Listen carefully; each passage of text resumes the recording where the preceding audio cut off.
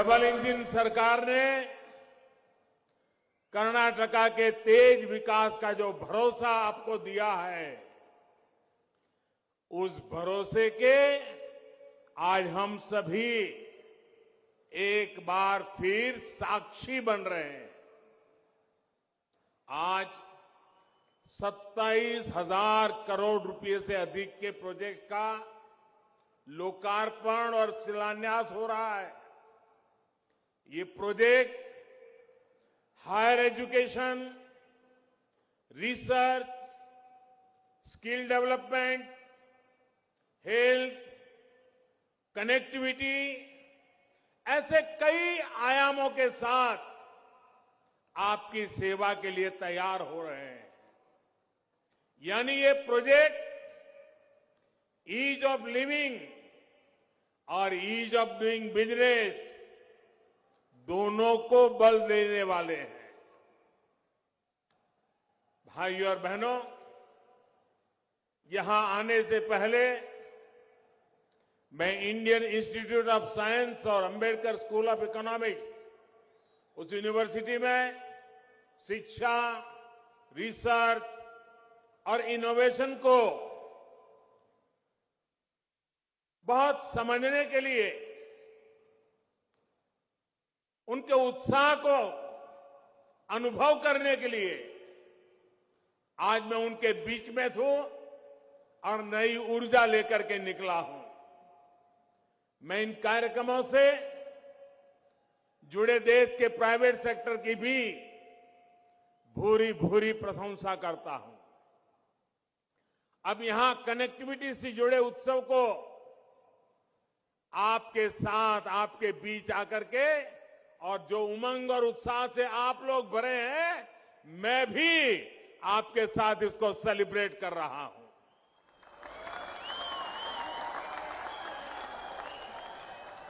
और आप सब जानते हैं, बेंगलुरु का आज का मेरा ये आखिरी कार्यक्रम है और इसके बाद मैसूरू जा रहा हूं।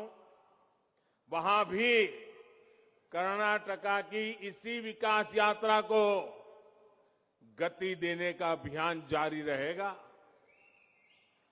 थोड़ी देर पहले कर्नाटका में 5 नेशनल हाईवे प्रोजेक्ट और 7 रेलवे प्रोजेक्ट का शिलान्यास किया गया है। कोंकण रेलवे के 100% बिजलीकरण के महत्वपूर्ण पड़ाव के भी हम साक्षी बने हैं। ये सभी प्रोजेक्ट कर्नाटका के युवाओं, यहां के मध्यम वर्ग, हमारे किसान भाई बहन, हमारे श्रमिक भाई बहन, हमारे उद्यमियों को नई सुविधा देंगे, नए अवसर देंगे। पूरे कर्नाटका को इन विकास परियोजनाओं के लिए बहुत बहुत बधाई, बहुत बहुत शुभकामनाएं। साथियों, बेंगलुरु देश के लाखों युवाओं के लिए सपनों का शहर बन गया है।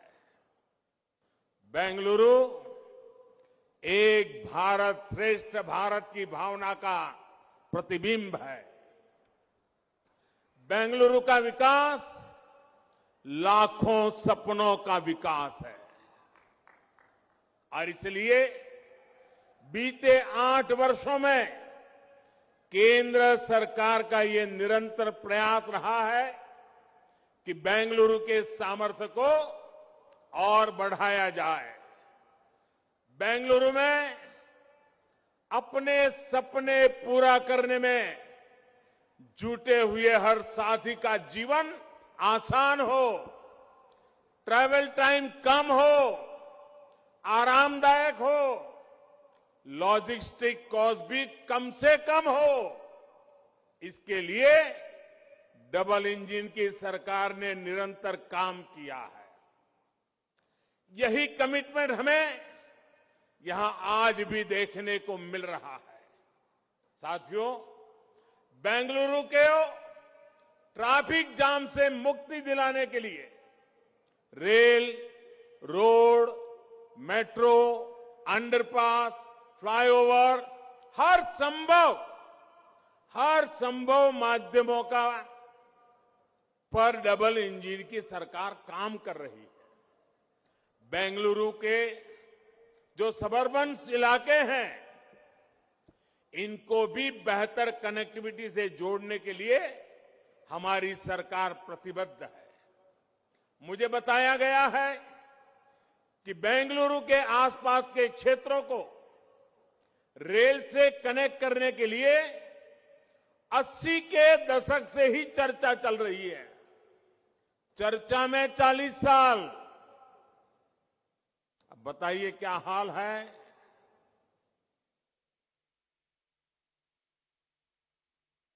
चालीस साल चर्चा में गए हैं।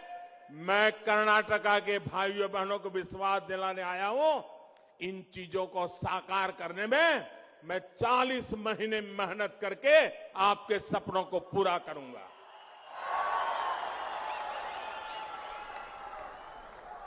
आप जानकर के हैरान हो जाएंगे, 16 साल तक ये प्रोजेक्ट फाइलों में लड़खड़ाते रहे। मुझे खुशी है कि डबल इंजन की सरकार कर्नाटका की जनता के, बेंगलुरु की जनता के हर सपने को भी पूरा करने के लिए जी जान से जुटी हुई है। बेंगलुरु सबर्बन रेलवे से बेंगलुरु की कैपेसिटी के विस्तार में बहुत मदद मिलेगी। ये प्रोजेक्ट बेंगलुरु शहर में ही रहने की मजबूरी को कम करेगा। और मैं बताता हूं साथियों, अगर 40 साल पहले जो काम करने चाहिए थे, जो काम 40 साल पहले पूरे होने चाहिए थे, आज मुझे वो काम 40 साल के बाद करने की मेरे नसीब में आया है। अगर 40 साल पहले ये चीजें पूरी हुई होती तो बेंगलुरु पे दबाव न बढ़ता, बेंगलुरु और ताकत के साथ खिल उठता। लेकिन 40 साल ये कम समय नहीं है। लेकिन साथियों, आपने मुझे मौका दिया है, मैं अब समय गंवाना नहीं चाहता हूं। पल पल आपकी सेवा के लिए खपाता रहता हूं। साथियों, आसपास के सैटेलाइट टाउनशिप, सबर्बन और ग्रामीण इलाके जब रेल आधारित रैपिड ट्रांजिट सिस्टम से कनेक्ट हो जाएंगे तो उसका मल्टीप्लायर इफेक्ट होने वाला है। सबर्बन रेलवे की तरह ही बेंगलुरु रिंग रोड भी शहर के कंजेशन को कम करेगा। ये 6 नेशनल हाईवे और 8 स्टेट हाईवे को कनेक्ट करेगा। यानी कर्नाटका के दूसरे हिस्सों में जाने वाली गाड़ियों की बहुत बड़ी संख्या को बेंगलुरु शहर में एंट्री की जरूरत ही नहीं पड़ेगी। आप भी जानते हैं कि नीलमंगला से तुमकुरू के बीच का जो ये नेशनल हाईवे है, इसके इर्द गिर्द ज्यादातर इंडस्ट्रीज है। ट्रैफिक का एक बहुत बड़ा फ्लो इस रास्ते से पर जाता है। इस हाईवे की 6 लेनिंग और तुमकुरू बाईपास से इस पूरे क्षेत्र में ट्रैवल और ट्रांसपोर्ट आसान होगा। इकोनॉमिक एक्टिविटी और बल मिलेगा। धर्मस्थला मंदिर, सूर्य मंदिर और जॉग फॉल्स जैसे आस्था और पर्यटन के अहम केंद्रों की कनेक्टिविटी को बेहतर करने के लिए जो काम हो रहा है, वो भी टूरिज्म के लिए एक नया अवसर बनकर आने वाला है। भाइयों और बहनों, बीते 8 सालों में हमने रेल कनेक्टिविटी के कंप्लीट ट्रांसफॉर्मेशन पर काम किया है। आज रेलवे में सफर का अनुभव 8 साल पहले की तुलना में बिल्कुल अलग है। भारतीय रेल अब तेज भी हो रही है, स्वच्छ भी हो रही है, आधुनिक भी हो रही है, सुरक्षित भी हो रही है, और सिटीजन फ्रेंडली भी हो रही है। हमने देश के उन हिस्सों में भी रेल को पहुंचाया है जहां इसके बारे में कभी सोचना भी मुश्किल था। कर्नाटक में भी बीते वर्षों में 1200 किलोमीटर से अधिक रेल लाइन या तो नई बनाई है या फिर चौड़ीकरण हुआ है। भारतीय रेल अब वो सुविधाएं, वो माहौल भी देने का प्रयास कर रही है जो कभी एयरपोर्ट और हवाई यात्रा में ही मिला करती थी। भारत रत्न सर एम विश्वेश्वरैया, उनके नाम पर बेंगलुरु में बना आधुनिक रेलवे स्टेशन भी इसका प्रत्यक्ष प्रमाण है। मुझे बताया गया है कि आज बेंगलुरु में लोग इस स्टेशन पर जाते हैं जैसे किसी टूरिस्ट डेस्टिनेशन पर जाएं, वो अजूबा देख रहे हैं। उनको देश बदलता हुआ उस रेलवे स्टेशन की रचना से दिखाई दे रहा है। और लोग मुझे बता रहे थे, युवा पीढ़ी तो सेल्फी लेने के लिए कतार लगा के खड़ी हो जाती है। ये कर्नाटका का पहला और देश का तीसरा ऐसा आधुनिक रेलवे स्टेशन है। इससे सुविधाएं तो आधुनिक हुई है, बेंगलुरु के लिए ज्यादा ट्रेनों का रास्ता भी खुला है। बेंगलुरु कैंटोनमेंट और यशवंतपुरा जंक्शन को भी आधुनिक बनाने का काम आज से शुरू हुआ है। साथियों, 21वीं सदी में हम सिर्फ रेल, रोड, पोर्ट, एयरपोर्ट तक सीमित नहीं रह सकते, बल्कि ट्रांसपोर्ट के ये मोड एक दूसरे से कनेक्ट भी हो, एक दूसरे को सपोर्ट भी करें, ऐसी मल्टी मॉडल कनेक्टिविटी पर ध्यान दे रहे हैं। इस मल्टी मॉडल कनेक्टिविटी को पीएम गति शक्ति नेशनल मास्टर प्लान से मदद मिल रही है।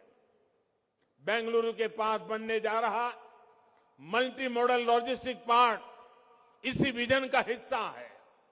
ये पार्क पोर्ट, एयरपोर्ट, रेलवे और रोड की सुविधाओं से कनेक्टेड होगा ताकि लास्ट माइल डिलीवरी बेहतर हो और ट्रांसपोर्टेशन की कॉस्ट कम हो। गति शक्ति की स्पिरिट से बन रहे ऐसे प्रोजेक्ट हजारों युवाओं को रोजगार भी देंगे, आत्मनिर्भर भारत के संकल्प की सिद्धि को भी गति देंगे।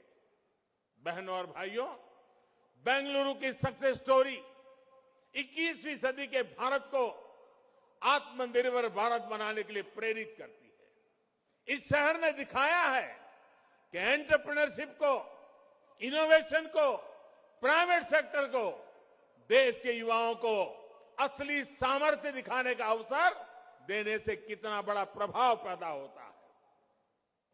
कोरोना के समय में बेंगलुरु में बैठे हमारे युवाओं ने पूरी दुनिया को संभालने में मदद की है। बेंगलुरु ने दिखा दिया है कि सरकार अगर सुविधाएं दे और नागरिक के जीवन में कम से कम दखल दे तो भारत का नौजवान क्या कुछ नहीं कर सकता है, देश को कहां से कहां पहुंचा सकता है। बेंगलुरु देश के युवाओं के सपनों का शहर है और इसके पीछे उद्यमशीलता है, इनोवेशन है, पब्लिक के साथ ही प्राइवेट सेक्टर की सही उपयोगिता है। बेंगलुरु उन लोगों को अपना माइंडसेट बदलने की सीख भी देता है। बेंगलुरु की ताकत देखिए, ये उन लोगों को अपना माइंडसेट बदलने की भी सीख देता है जो अभी भी भारत के प्राइवेट सेक्टर को, प्राइवेट एंटरप्राइज को भद्दे शब्दों से उसको संबोधित करते हैं। देश की शक्ति को, करोड़ों लोगों के सामर्थ्य को ये सत्तावादी मानसिकता वाले लोग कमतर आंकते हैं। साथियों, 21वीं सदी का Bharat wealth creators, job creators का है, इनोवेटर्स का है। यही दुनिया के सबसे युवा देश के रूप में भारत की असली ताकत भी है, यही हमारी संपदा भी है।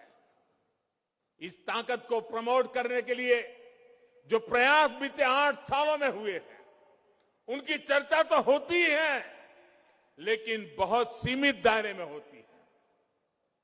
लेकिन बेंगलुरु जो इस कल्चर को जीता है, वहां जब मैं आया हूं तो इसकी विस्तृत चर्चा करना मैं अपनी जिम्मेदारी समझता हूं। भाई और बहनों, भारत में खेती के बाद सबसे बड़ा अगर एम्प्लॉयर है तो एसएमएसई सेक्टर है हमारा, जो देश के टियर 2, टियर 3 शहरों की इकोनॉमी को बहुत बड़ी ताकत दे रहा है। एमएसएमई इस सेक्टर से देश के करोड़ों लोग जुड़े हुए हैं। लेकिन हमारे यहां एमएसएमई की परिभाषा ही ऐसे रखी गई थी कि अगर वो खुद का विस्तार करना चाहते थे तो उनका नुकसान होता था। इसलिए वो अपने वेंचर को बड़ा करने के बजाय उसे छोटे उपक्रम की तरफ ले जाते थे। हमने इस परिभाषा को ही बदल दिया ताकि एमएसएमई ग्रोथ की तरफ बढ़े, ज्यादा एम्प्लॉयमेंट बढ़ाएं। छोटे छोटे सरकारी प्रोजेक्ट्स में भी ग्लोबल ट्रेडर्स होने से हमारे एमएसएमई के अवसर बहुत सीमित होते थे। हमने 200 करोड़ रुपए तक के टेंडर में विदेशी इकाइयों की भागीदारी को समाप्त कर दिया। यही तो आत्मनिर्भर भारत के प्रति हमारा आत्मविश्वास है। केंद्र सरकार के सभी विभागों के लिए 25% खरीद एमएसएमई से ही करने का भी निर्देश दिया गया है। यही नहीं, आज गवर्नमेंट ई मार्केट प्लेस के रूप में एमएसएमई के लिए देश के हर सरकारी विभाग, सरकारी कंपनी, डिपार्टमेंट के साथ सीधे ट्रेड करने का आसान माध्यम दिया गया है। जेम पर आज 45 लाख से अधिक सेलर्स अपने प्रोडक्ट और अपनी सर्विस उपलब्ध करा रहे हैं। भाइयों और बहनों, भारत के स्टार्टअप इकोसिस्टम की भी बहुत चर्चा आजकल हो रही है, जिसका बेंगलुरु बहुत बड़ा सेंटर है। बीते 8 सालों में देश ने कितना बड़ा काम किया है, ये तब समझ में आएगा जब हम अतीत के दशकों को देखेंगे।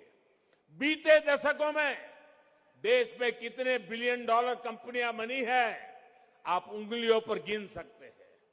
लेकिन पिछले 8 साल में 100 से अधिक बिलियन डॉलर कंपनियां खड़ी हुई है, जिसमें हर महीने नई कंपनियां जुड़ रही है।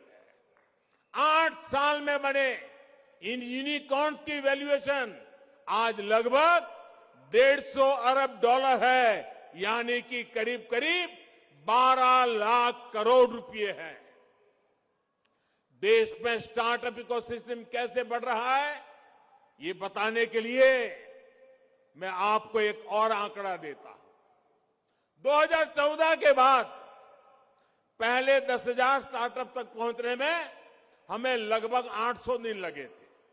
मैं दिल्ली में आपने मुझे सेवा करने के लिए बिठाया, उसकी बात करता हूं, उसके बाद की। लेकिन हाल में जो 10,000 स्टार्टअप इस इकोसिस्टम में जुड़े हैं, वो 200 दिन से भी कम ही जुड़े हैं। कभी बीते 8 साल में हम कुछ 100 स्टार्टअप के बढ़कर आज 70,000 के पड़ाव को पार कर चुके हैं। भाइयों और बहनों, स्टार्टअप्स और इनोवेशन का रास्ता आराम का, सुविधा का नहीं है। और बीते 8 सालों में देश को इस रास्ते पर तेजी से बढ़ने का रास्ता भी आसान नहीं था, सुविधा का नहीं था। कई फैसले, कई रिफॉर्म तात्कालिक रूप से अप्रिय लग सकते हैं, लेकिन समय के साथ उन रिफॉर्म का लाभ आज देश अनुभव करता है।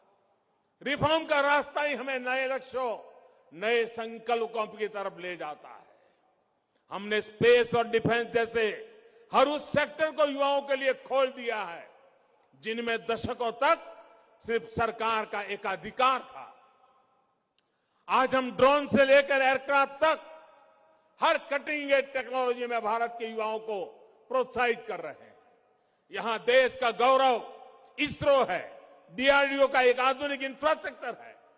आज हम देश के युवाओं से कह रहे हैं कि सरकार ने जो वर्ल्ड क्लास सुविधाएं बनाई हैं, इनमें अपने विजन को, अपने आइडिया को टेस्ट करें। केंद्र सरकार युवाओं को हर जरूरी प्लेटफॉर्म दे रही है। इनमें देश का युवा मेहनत कर रहा है। जो सरकारी कंपनियां हैं वो भी कॉम्पीट करेगी, देश के युवाओं की बनाई कंपनियों के साथ कॉम्पीट करेगी, तभी हम दुनिया के साथ कॉम्पीट कर पाएंगे। मेरा साफ मानना है, उपक्रम चाहे सरकारी हो या फिर प्राइवेट, दोनों देश के एसेट हैं। इसलिए लेवल प्लेइंग फील्ड सबको बराबर मिलना चाहिए। यही सबका प्रयास है। सबका प्रयास का यही मंत्र आजादी के अमृतकाल यानी आने वाले 25 साल में आत्मनिर्भर भारत के निर्माण की ऊर्जा है। एक बार फिर सभी कर्नाटका वासियों को विकास के इन प्रोजेक्ट के लिए बहुत बहुत बधाई देता हूं और बसवराज जी के नेतृत्व में हमारा कर्नाटक और तेजी से आगे बढ़े, इसके लिए भारत सरकार कंधे से कंधा मिलाकर काम करने के लिए आपके साथ खड़ी हुई है। अनेक अनेक शुभकामनाओं के साथ आप सबको बहुत बहुत धन्यवाद। नमस्कार।